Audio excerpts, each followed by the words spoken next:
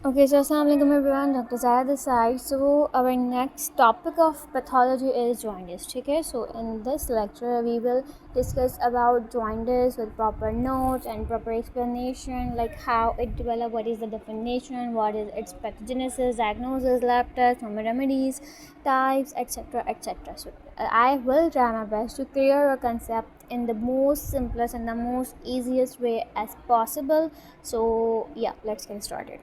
First of all, what is jaundice? A condition characterized by the presence of excessive amount of bilirubin in the blood. The liver produces bile which stores in the GB. GB means, what I mean to say is gallbladder. It usually secretes into the intestine, but instead of the intestine, when the bilirubin secretes in the blood, it leads towards jaundice. First of all jaundice क्या है कि जब हमारे खून में blue ribbon की मौजूदगी बढ़ जाती है। ब्लू रिबन बेसिकली हमारे जो जीबी है गॉल ब्लैडर में बनता है और गॉल ब्लैडर से बनने के बाद वो डायरेक्टली इंटेस्टाइन में जाता है बाइल डक्ट के through, but instead of going और travelling through the intestine it secretes into the blood, यानी कि इंटेस्टीन में जाने के बजाय वो जब ब्लड में चला जाएगा तो ब्लड में ब्लू रिबन बढ़ जाएगा। तो उससे हमारी स्किन, आइज के स्केलेरा, म्यूकस मेम्ब्रेन्स, फेस और हर जगह पे व्हेन हमारी urine and stool we will see yellow discoloration. Why we call it discoloration? Because our natural color is something like pale or dark, है ना, white. सो जब वो चेंज हो जाता है ना, येलो की साइड पे जाएगा तो वो फिर जॉइंडिस हम कहेंगे कि यार जॉइंडिस हो गया. अब यहाँ पर डेफिनेशन क्या है जॉइंडिस की? सिंपल कि भाई स्किन, म्यूकस मेम्ब्रेन, स्कैलेरा की डिस्कलरेशन हो जाना बॉडी में ब्लड के अंदर ब्लू रिबन की ज़्यादा मकदार की वजह से. अब इसकी नॉर्मल रेंज क्या है? हमारे जो बॉडी में नॉर्मल रेंज है वो ब्लू रिबन की 0.31 0.31.2 mg/dl होना चाहिए, लेकिन जब ये 22.5 तक पहुंच जाएगा तो इसका मतलब है कि जॉइंडिस हो गया है. इससे कम में नहीं, जब इतना हो जाएगा या इससे एक्सीड कर जाएगा, बढ़ जाएगा, तो वी कैन से कि यार इस पर्सन को जॉइंडिस हो गया है और the person is suffering from jaundice. अब ये होता क्या बॉडी में? सबसे पहले कि ब्लू रिबन का मैकेनिज्म बॉडी में हमने कहा ना कि भाई जीबी में बन रहा है, गॉल ब्लैडर में, और इंटेस्टिन में जा रहा है. तो कैसे जा रहा है? पहले हम नॉर्मल मैकेनिज्म देखेंगे, फिर हम एबनॉर्मल देखेंगे जिसकी वजह से जॉइंडिस हो रहा है. तो सबसे पहले ब्लू रिबन का मेटाबॉलिज्म कैसे हो रहा है? ब्लू रिबन बेसिकली एक जब बॉडी में हीम डिग्रेडेशन होती है, यानी कि हीमोग्लोबिन ब्रेकडाउन होता है, तो उसके नतीजे में ब्लू रिबन निकलता है. हीमोग्लोबिन ब्रेकडाउन होता है रेटिक्यूलो एंडोथीलियल सिस्टम में. रेटिक्यूलो एंडोथीलियल सिस्टम में 3 चीज़ें आ जाती हैं: लिवर, स्प्लीन, बोन मैरो. ठीक है, ये basically liver, spleen, bone marrow मिल के एक सिस्टम बनाते हैं जो कि कहलाता है रेटिकुलो एंडोथीलियल सिस्टम. और इस सिस्टम के अंदर हमारी जो बॉडी का ब्लड है, वो ब्लड में जो हीमोग्लोबिन है वो ब्रेक डाउन होता है. और हम सबको पता है कि जब हीमोग्लोबिन ब्रेक डाउन होता है तो उसमें से ब्लू रिबन निकलता है. तो रेटिकुलो एंडोथीलियल सिस्टम में जो हीम है, बेसिकली जो ब्लड का एक पार्ट है, heme, not hemoglobin, just heme. Heme basically convert हो जाता है बिलीवर्डिन में. बिलीवर्डिन में जब हीम कन्वर्ट हो रहा है, हमें पता है बॉडी में कुछ भी हो रहा है तो वो एंजाइम्स की प्रेजेंस में हो रहा है. तो बेसिकली हीम को जो बिलीवर्डिन में कन्वर्ट करने वाला एंजाइम है वो कहलाता है हीम ऑक्सीजनेस. ठीक है, अब हीम जो है बिलीवर्डिन में कन्वर्ट हो गया हीम ऑक्सीजनेस की वजह से. अब जब बिलीवर्डिन है वो बिलीरिबन में कन्वर्ट होगा कौन से एंजाइम की वजह से? बिलीवर्डिन रिडक्टेज की वजह से. अब यहाँ पर हुआ ये कि हीम कन्वर्ट हो गया बिलीवर्डिन में, बिलीवर्डिन कन्वर्ट हो गया हमारे पास बिलीरुबिन में. ठीक है, अब यहाँ पर बन गया हमारे पास बिलीरुबिन. सही है. अब blue ribbon basically reticulo endothelial system में बन गया जहाँ पर लिवर, स्प्लीन और बोन मैरो आ रहे हैं. अभी जो ब्लू रिबन बन गया है ना, ये ब्लड में शामिल हो जाएगा. ब्लड में शामिल होगा ताकि ये जो एल्ब्यूमिन का जो सीरम हमारे ब्लड में मौजूद है उसके साथ बाइंड हो जाए, जुड़ जाए, उसके रिसेप्टर पे जाके बाइंड हो जाए.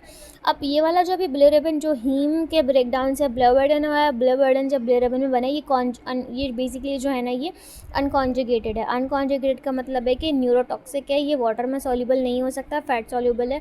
और जब ये वाला बॉडी में बढ़ जाता है तो कंडक्टर्स की कंडीशन आ जाती है. ये टॉक्सिक होता है, ये यूरिन में नहीं निकलता क्योंकि ये फैट सॉल्युबल होता है ना कि वाटर सॉल्युबल. तो ये बहुत डेंजरस होता है. ठीक है, अब ये वाला जो है ब्लड में शामिल होगा ताकि सीरम एल्बुमिन के साथ ये बाइंड हो जाए. अच्छा, अब होगा क्या? अब यहाँ से ये सीरम एल्बुमिन के साथ बाइंड होने के बाद चला जाएगा हमारे लिवर में. अब लिवर में हमारे पास एक बेसिकली एसिड मौजूद होता है जिसे हम कहते हैं ग्लूकुरोनिक एसिड. अब बेसिकली ये जो अनकॉन्जुगेटेड ब्लू रिबन है ये लिवर में जाएगा और लिवर में जो ग्लूकुरोनिक एसिड मौजूद है ये इसको कॉन्जुगेटेड ब्लू रिबन में कन्वर्ट कर देगा. और जब ये अब लिवर में जाने के बाद, देखो लिवर में जाने से पहले ये टॉक्सिक है, लिवर हमें पता है डिटॉक्सिफिकेशन करता है, तो लिवर ने इस अनकॉन्जुगेटेड बिलिरुबिन की डिटॉक्सिफिकेशन करके इसको कॉन्जुगेटेड कर दिया, जिसकी वजह से ये वाटर सॉल्यूबल हो गया, जो कि पहले फैट सॉल्यूबल था, और अब ये नॉन टॉक्सिक हो गया, यानी कि अब ये टॉक्सिक नेचर का नहीं है। अब हिपैटिक प्रोसेसिंग में, यानी कि जो लिवर में ये सारा काम हुआ है 3 स्टेप्स की वजूहत की वजह से हुआ है। हुआ क्या कि जो लिवर में साइनोसॉइडल मेम्ब्रेन्स हैं उन्होंने कॉन्जुगेटेड बिलिरुबिन को उठा लिया, उसके बाद लिवर के अंदर ग्लूकुरोनिक एसिड मौजूद था, वहाँ पे इसकी कॉन्जुगेशन हो गई है लिवर के अंदर। उसके बाद जब कॉन्जुगेशन हो गई, वो टॉक्सिक से नॉन टॉक्सिक हो गया, फैट सोल्यूबल से वाटर सोल्यूबल हो के क्या होगा, लिवर उसको बाहर निकाल देगा, कहाँ पर, ब्लड में। ठीक है, अब ये तो भाई हो गई इसकी कॉन्जुगेशन। अब ये टॉक्सिक से नॉन टॉक्सिक हो गया। अब ये बिलिरुबिन जब लिवर ने बाहर निकाला तो अब ये चला जाएगा इंटेस्टीन में। ठीक है, अब इंटेस्टीन में कुछ बैक्टीरिया हमें पता है मौजूद होते हैं, वो इसकी अगेन इसको डिकॉन्जुगेट करेंगे और इसको कन्वर्ट कर देंगे। बिलिरुबिन अब कन्वर्ट हो गया है यूरोबैलिनोजन में, और ये कलरलेस सब्सटेंस होता है। हीमोग्लोबिन, हीम ब्रेक डाउन हुआ बिलिवर्डिन में, बिलिवर्डिन कन्वर्ट हुआ बिलिरुबिन में, जो कि टॉक्सिक था, कॉन्जुगेटेड अनकॉन्जुगेटेड था। ठीक है, वो फैट सॉल्यूबल था। लिवर में गया, लिवर में ग्लूकुरोनिक एसिड ने उसकी कॉन्जुगेशन की और उसको नॉन टॉक्सिक वाटर सॉल्यूबल बना दिया।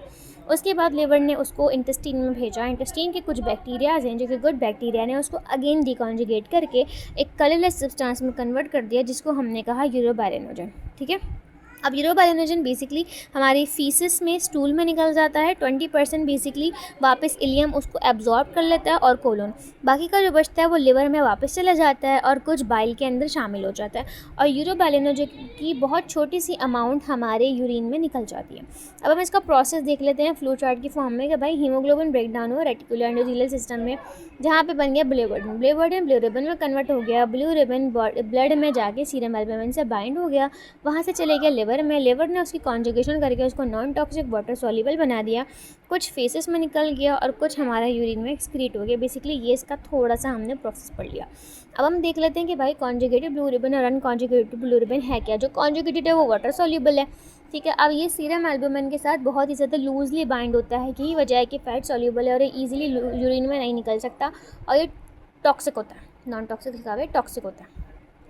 ठीक है, अनकॉन्जुगेट बेसिकली फैट सॉल्यूबल होता है, फैट में सॉल्यूबल जाता है। ठीक है, और ये टाइटली कॉम्प्लेक्स होता है सीरम एल्बुमिन के साथ, और यही वजह है कि ये नहीं निकल सकता यूरिन में, और ये न्यूरोटॉक्सिक होता है। आगे इसके क्लिनिकल फीचर्स आ जाएंगे हमारे पास कि भाई अगर किसी की बॉडी में बिलिरुबिनीमिया बहुत ज़्यादा हो गया है और वो बिलिरुबिन अनकॉन्जुगेटेड है, तो क्या हो सकता है, जॉइंडिस हो सकता है, स्प्लीनोमेगाली हो सकती है, नॉर्मल यूरिन रहेगा, यूरिन में कोई चेंजेस नहीं आते हैं, स्टूल भी नॉर्मल हो सकता है, डार्क हो सकता है।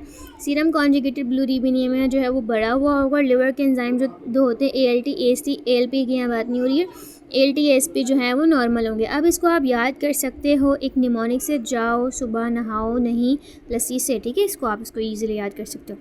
अब है कॉन्जुगेटेड हाइपर बिलिरुबिनीमिया। अगर किसी के बॉडी में बिलिरुबिनीमिया बढ़ गया है और वो बिलिरुबिन कॉन्जुगेटेड है, तो क्या सिम्टम्स आएंगे, जॉइंडिस, कोलेसिस्टेसिस काफ़ी लंबे अरसे से चल रहा होगा। उसके अलावा उसको पेशेंट को जो स्टूल्स आएंगे वो लाइट कलर के होंगे, यूरिन बहुत डार्क आएगा, प्रूरेटस बॉडी में एजिंग होगी क्योंकि बाइल सॉल्ट बढ़ जाएंगे, लिवर के जो एंजाइम्स हैं तीनों बड़े हुए होंगे, ALP बहुत ज़्यादा बढ़ा हुआ होगा। अगर किसी के बाइल ट्रैक्ट में, बाइल डक्ट में अगर ऑब्स्ट्रक्शन हो जाएगी तो ALP बहुत ज़्यादा बढ़ा हुआ होता है। अब जॉइंडिस बन कैसे रहा है, सबसे पहले हम देखेंगे कि प्रीडोमिनेंटली कॉन्जुगेटेड हाइपरबिलिरुबिनेमिया है, तो यहाँ पर हीमोलाइसिस होगा, बॉडी में RBCs टूटना शुरू हो जाएंगे जिसको मोर्टम हीमोलाइटिक एनीमिया कहते हैं। थैलेसीमिया हो सकता है, यूरीमिया हो सकता है, इनकी किडनी में टॉक्सिक प्रोडक्ट्स बढ़ जाते हैं जिसकी वजह से यूरीमिया हो जाता है, टॉक्सिक ड्रग्स। स्प्लीनोमेगाली, स्प्लीन का साइज़ बढ़ जाना, सिकल सेल एनीमिया, हमारे जो ब्लड सेल्स हैं वो ऐसे हो जाएंगे, इस शेप के साइज़ के हो जाएंगे। हमारी बॉडी में जो ग्लूकोज 6 फॉस्फेटेज डिहाइड्रोजनेस एंजाइम है उसकी डेफिशिएंसी हो जाएगी। मलेरिया हो सकता है, बॉन्ड्स और ड्रग्स की वजह से हो सकते हैं। आप इसको निमोनिक्स के ज़रिए याद कर सकते हो। निमोनिक्स क्या है, hungry aliens take umbrella to school singing song during March. ठीक है, ये इसके कुछ निमोनिक्स हैं जिससे आप इसको याद कर सकते हो। नेक्स्ट है इम्पेयर्ड बिलिरुबिन कॉन्जुगेशन में, ये बेसिकली होता किसकी वजह से है, अगर हमारी बॉडी में ग्लूकुरोनल ट्रांसफरेज एंजाइम की डेफिशिएंसी हो जाएगी तो हमें इम्पेयर्ड बिलिरुबिन कॉन्जुगेशन हो सकती है। ठीक है, अब आप इसको कैसे याद रख सकते हो, इसके सिम्टम्स जो हमने बोला, फिजियोलॉजिकल या न्यूरेटल जॉइंडिस होगा। ठीक है, सिगलर नाइडर सिंड्रोम हो सकता है, गिलबर्ट सिंड्रोम हो सकता है, हेपेटोसेलुलर डैमेज का आप याद कर सकते हो, डॉक्टर प्रेफर कैरी गट यमन्स। ठीक है, उसके बाद है अगर यहाँ पे प्रीडोमिनेंटली कॉन्जुगेटेड हाइपरबिलिरुबिन हमने अनकॉन्जुगेटेड पढ़ा है, तो बेसिकली जब बाइल ट्रैक की डिस्ट्रक्शन में ऑब्स्ट्रक्शन हो जाएगी और डैमेज हो जाएगा तो बॉडी में बहुत ज़्यादा बिलिरुबिन सिक्रीट होने लग जाएगा। उसकी वजह से क्या हो सकता है, बेसिकली अगर लिवर के अंदर किसी, इस लाइन का मतलब क्या है, अगर लिवर के अंदर कोई ऑब्स्ट्रक्शन आई है तो क्या सिम्टम्स आएंगे, viral hepatitis, alcoholic liver disease, drug जैसे कि androgen, anabolic steroids, contraceptive devices की वजह से प्रेगनेंसी और स्टेरॉइड्स में ऐसे हो सकता है। अगर लिवर के बाहर ऑब्स्ट्रक्शन आई है बाइल के फ्लो में, ये किसी वजह से हो सकता है। अगर पैनक्रियाज का सार्किनोमा है, पैनक्रियाज के हेड का सार्किनोमा है, गॉल स्टोन्स हो गए हैं या बिलियरी स्ट्रक्चर्स हैं, तो ऐसा हो सकता है। अब हमारे पास इसकी क्लासिफिकेशन है ऑब्स्ट्रक्टिव, हीमोलाइटिक, हेपेटिक। ऑब्स्ट्रक्टिव को हम बहुत ज़्यादा डिटेल में पढ़ेंगे। देखो ऑब्स्ट्रक्टिव जॉइंटिस अभी तो शॉर्ट सा पढ़ लेते हैं कि पोस्ट हेपेटिक यानी कि लिवर से पहले हो रहा है, लिवर के बाद नहीं, लिवर से पहले हो रहा है, इसको पोस्ट हेपेटिक भी कहते हैं। ये बस हमारी बॉडी में लिवर के बाहर जो बाइल डक्ट है उसमें ऑब्स्ट्रक्शन हो जाती है तभी होता है। बाइल फ्लो नॉर्मल नहीं हो रहा है, गॉल स्टोन्स की वजह से हो सकता है, कोलेसिस्टेसिस की वजह से हो सकता है, स्ट्रक्चर्स की वजह से हो सकता है, किसी भी ऑब्स्ट्रक्शन की वजह से हो सकता है, पैनक्रियाज का कैंसर हो गया है या आसपास के इलाके में सेल ट्यूमर निकल गया जिसने उस डक्ट को जो है वो ब्लॉक कर दिया, फिर ऐसे हो सकता है। इसमें क्या होता है, बॉडी में जो कॉन्जुगेटेड बिलिरुबिन है वो बढ़ जाएगा, इसकी वजह से जॉइंटिस हो जाएगा। अब हीमोलाइटिक जॉइंटिस बेसिकली जो है हमारे पास हो रहा है, आरबीसीज जो है हमारे पास तेज़ी से टूट रहे हैं, उसकी वजह से हो रहा है। जब आरबीसीज टूटेंगे तो जाहिर सी बात है बिलिरुबिन निकलेगा, बिलिरुबिन ब्लड में एक्यूमुलेट हो जाएगा, जिसकी वजह से हमारी बॉडी में अनकॉन्जुगेटेड बिलिरुबिन बढ़ जाएगा। याद रखना, ऑब्स्ट्रक्टिव में कॉन्जुगेटेड बिलिरुबिन बढ़ जाता है और हीमोलाइटिक में अनकॉन्जुगेटेड बिलिरुबिन बढ़ेगा, ठीक है। अच्छा, अब उसके बाद हेपेटिक जॉइंटिस हमारे पास क्या है, हेपेटिक जॉइंटिस में हमारे पास, हमें पता है इसको हम टॉक्सिक जॉइंटिस भी कह सकते हैं, नेक्रोटिक और वायरल हेपेटाइटिस की वजह से भी हो सकता है। ये बेसिकली इंट्रिंसिक डिजीज़ है, यानी कि लिवर सेल के अंदर होता है, लिवर सेल जो है अपना काम सही से नहीं कर पा रहे होते हैं, ठीक है। ये तो सिरोसिस की वजह से, हेपेटाइटिस की वजह से, अगर कोई पर्सन ड्रग ले रहा है, इंजरी हो गई है, इससे होगा क्योंकि कोई भी ऐसी चीज़ है जो लिवर के सेल्स के काम करने की कारकर्दगी को अफेक्ट करेगी, जिसकी वजह से वो काम नहीं कर पा रहा है, तो उसको ये वाला जॉइंटिस हो सकता है। कौन से वाले की हमने यहाँ पे बात की, हेपेटिक जॉइंटिस की, ठीक है।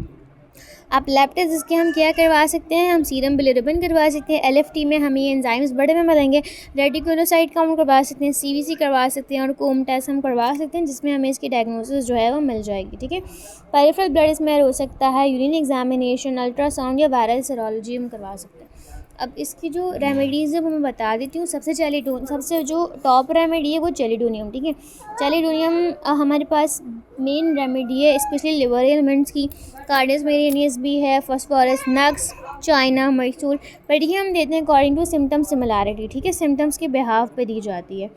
So basically that's all for today. ये मैंने कुछ बेसिक से नोट्स भी शेयर किए हैं, you can copy as it is in your notebooks or in your whatever way you want it to be. So if you have any questions regarding this topic, you can ask me in the comment section, and also suggest me to in which topic you would like to study in the next video. So I will try my best to come up with different lectures and videos regarding third year DHMS and BMS examination, and I will try my best to explain and clear all your concept in detail. So that's all for today. Take care.